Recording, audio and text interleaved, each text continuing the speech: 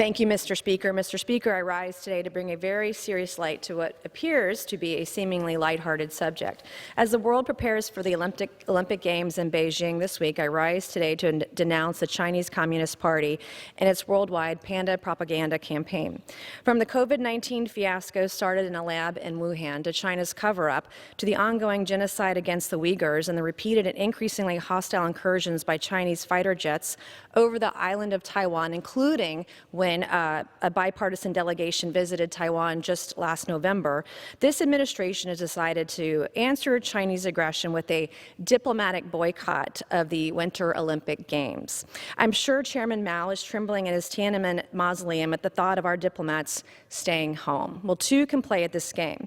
Not many people know the Chinese Communist Party has leveraged the cuddly panda in an effort to soften their image around the world. Indeed, Bing Duan, the panda dressed in an astronaut suit, is the official mascot of the Beijing Olympics. His costume is meant to demonstrate their embrace of the future and technology. Or perhaps it's a warm and fuzzy attempt to soften China's ambitions in space.